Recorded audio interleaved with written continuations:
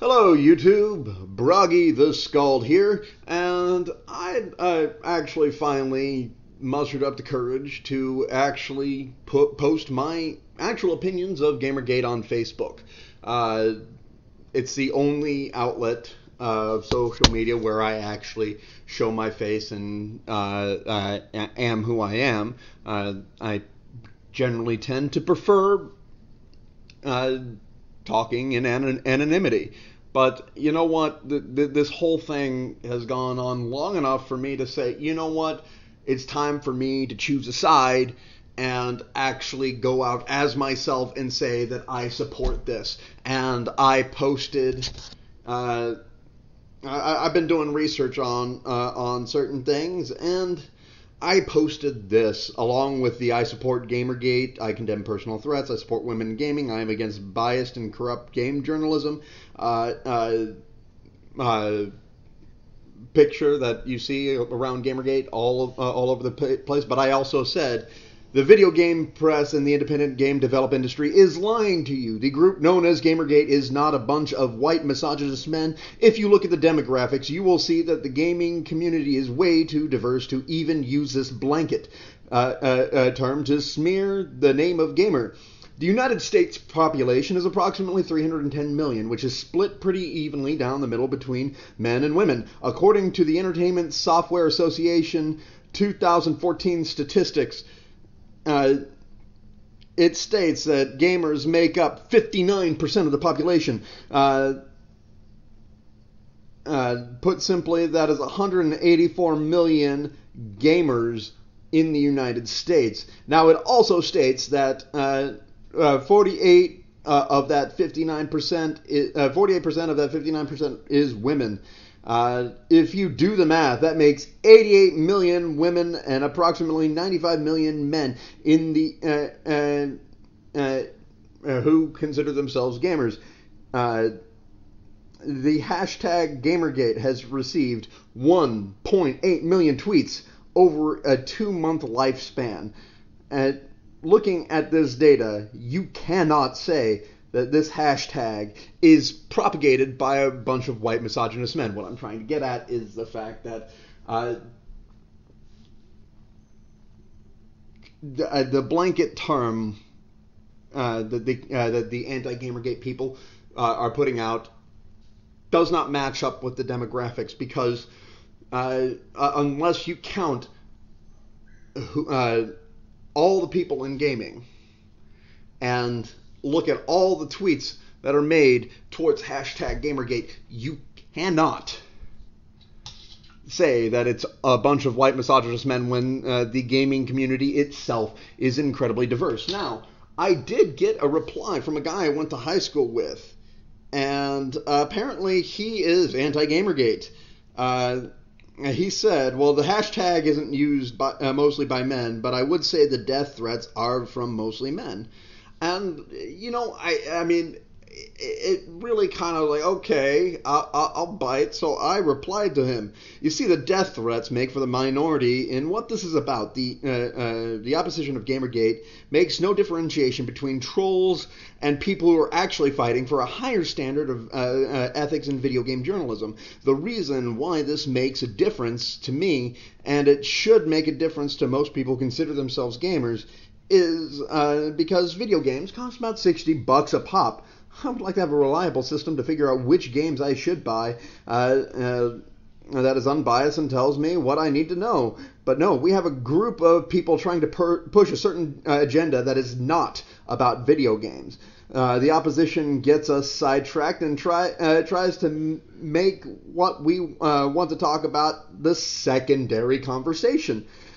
And let me be clear, I do not condone death threats, but I will not conform to the narrative that that the video game press is trying to push to try to hide their own corruption. And he actually replied to me a second time, and this post really kind of was like, okay, dude, you're I'm trying to come at here from facts, and then he comes at me with an ad hominem attack on who is involved with Gamergate. I personally am involved with Gamergate, so he uses blanket terms, so he is probably also referring to me. But he says, but the fight about, quote, ethics in journalism is an invalid excuse. The reason it started is Zoe Quinn sleeping with people for good reviews was a lie in the first place. A bunch of stupid neckbeards tried to say it was all about ethics when it's really started with a pissed off ex spreading rumors about a girl who didn't want to sleep with him anymore. Kodak, IGN, GameSpot, all of those places have had corruption and biased reviews since their inception. You have to seek outside independent sources that aren't even part of the Metacritic circle for truly unbiased video game journalism. While I will agree that there has been corruption, the problem I have with that is the fact that they got caught. And if you're going to get caught with something like this, there should be retribution. But I replied to him because I was kind of irritated about the Zoe Quinn argument because she has not been relevant. I said the conversation has been moved away from Zoe Quinn. She is no longer the focus of attention. We are now fighting a group of people who are unwilling to make, at the very least, a public apology for their behavior because they are now smearing their very own consumer base, which is negligent to a fault. Into a lot of the stuff, even outside the main people of Gamergate on the 28th of August of this year, a bunch of people from the game press, I think there was 10 articles written about the death of the identity of Gamer.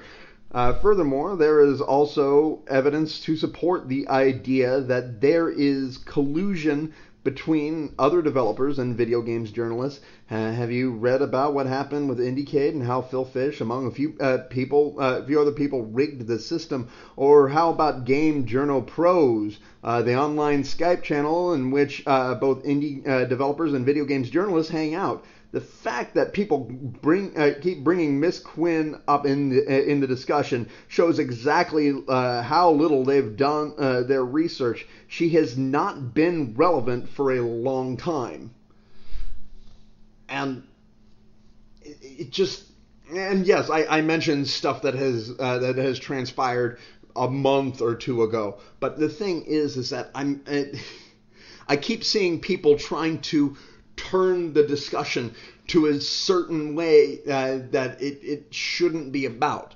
It should be about the ethics in journalism and the fight against the group of people trying to co-opt gaming to further their agenda.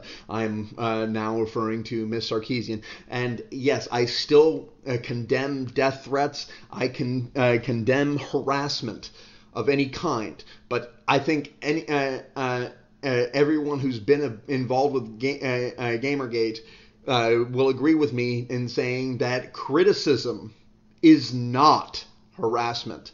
And I don't know whether or not that has been a factor in what people are saying. Because, this Bay Area group of people who seem to think that video games contain sexism and propagate a culture of sexists. Crap, I lost my train of thought. That contain sexism and yeah, that's right. The Bay Area culture that claim that video games contain sexism and propagate a culture of sexists seem to think that any criticism of their quote unquote obviously factual point of view, which is complete BS, considering that most of Ms. Sarkeesian's sources are opinion pieces rather than actual factual research. And most of the research that I have looked at, the sample size is way too small, considering the the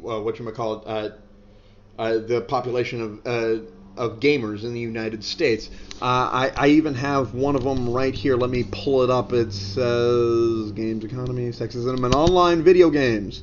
All right.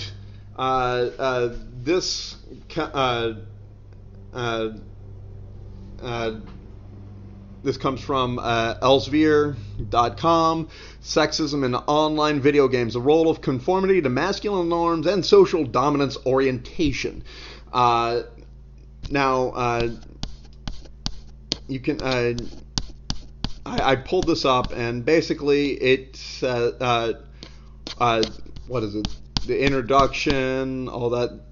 What really stood out to me though was how they were. How they did the experiment. Let's see. Part 5 method. 5.1 sample.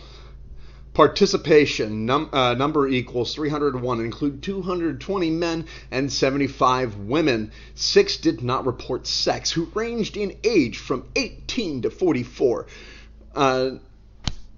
All right, and represented 36 countries. The most common was the U.S., representing 58% of the sample, followed by Canada, 9.3%, United Kingdom, 6.6%, Australia, 3.3%, Germany, 3%, and Sweden, 1.7%.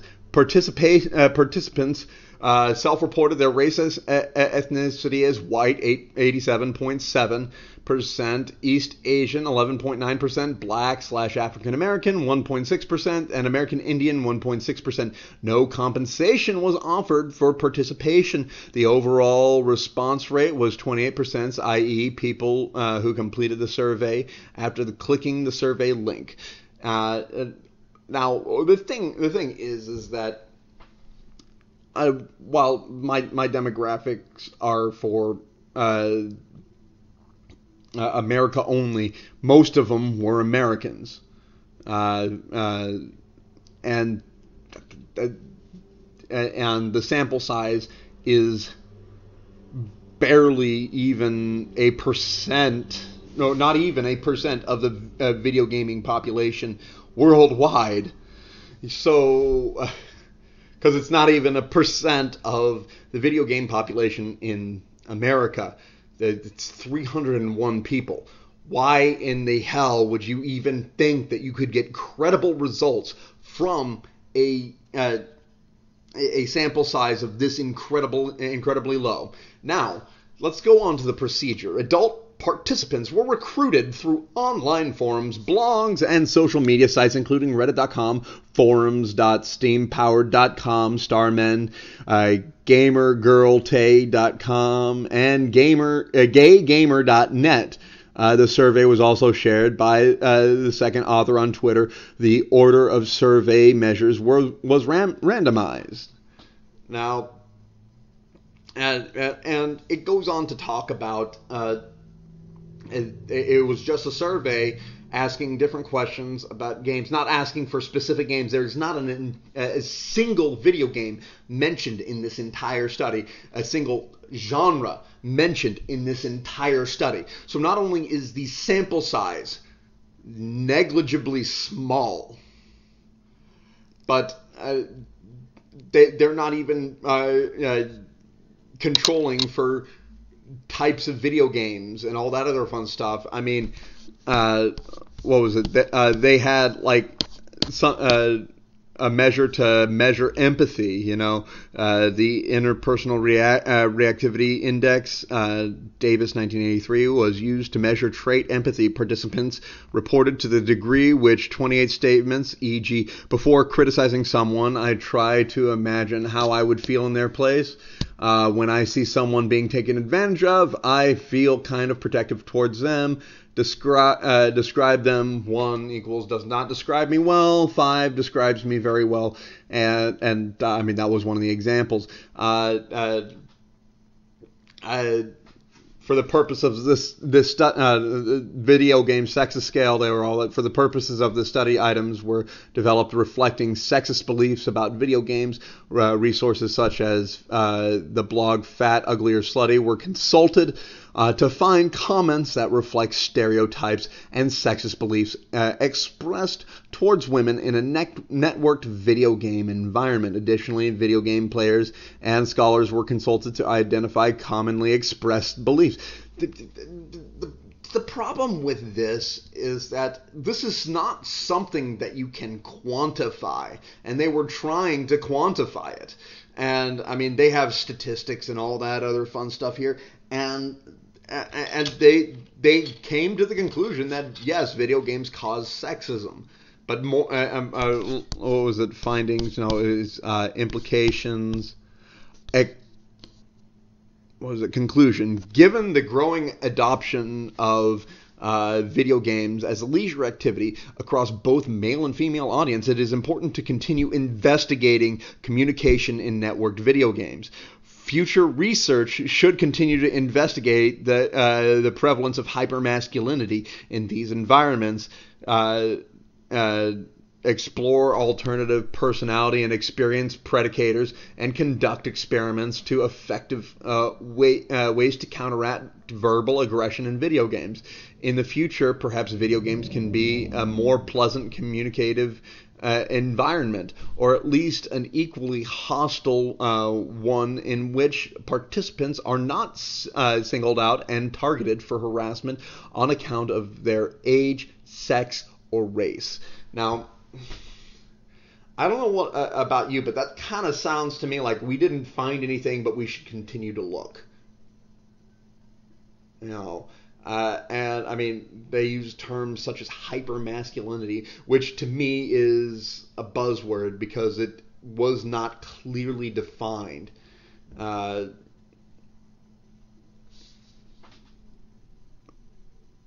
It just there's just so much about this study that irritates me that it is a peer-reviewed journal. I found this from I got this from my school's library website, and it's just it is a peer-reviewed journal. Like they said, well, this seems pretty legitimate. No, it is not. I can pick apart what they were doing because I've looked at the demographic data that. I mean, this is negligible, and they pass it off as a study. More people should have done that study, participated in that study, and I'm sure that they wouldn't have found anything anyway. It also depends. I mean, they needed to control for the types of games one was playing. Like, okay. Let's say you're playing a first-person shooter. A first-person shooter online, okay, you're going around killing people because you can, and then you're talking shit because, well, hey, you're killing people, you're having fun, you really don't care what other people think, you know, and you're not going to have a lot of empathy. You're not going to help the guy next to you, most likely, unless you're playing team games, and even then, it's still more or less just let's go kill the other guy, fucking die, noob, whatever, that sort of thing. And then you've got, on the other hand, on the other side of online video games, you got stuff like MMORPGs, in which progression is most easily obtained through cooperation. And you're gonna have a lot of empathy because, I mean, if let's say the healer dies in the group is totally screwed because, I mean, they're keeping you alive while you're let's say the tank is facing fire. And for those of you who don't know what a tank is, the discussion is Gamergate, so I mean, but a tank is the person designed to take all of the damage and draw enemy fire, whether that be actual guns or like getting hit with a sword. You know, they're the guy taking all the punishment, and then you've got the healer to heal the tank, and you've got the DPS or damage per second doing all the damage to the bad guy. Okay, that's how it works. I mean, it's a team strategy. You know, that sort of thing. But they're not taking into consideration uh, a whole bunch of stuff, and it is pretty clear that this article is biased towards the current wave of feminism, and I'm sure that there is a lot of confirmation bias going into this, because I mean, like I said, hypermasculinity. What does that mean? And if you know what that means, if you have a decent definition where I can go look it up, by all means, let me know, because I'm I'm quite curious. I'm very curious, and I look forward to comments, if any. And well, I think I've talked on long enough. How long have I talked for? Okay, I think I'm good right now. You guys have a good day, and Braggy the Scald out.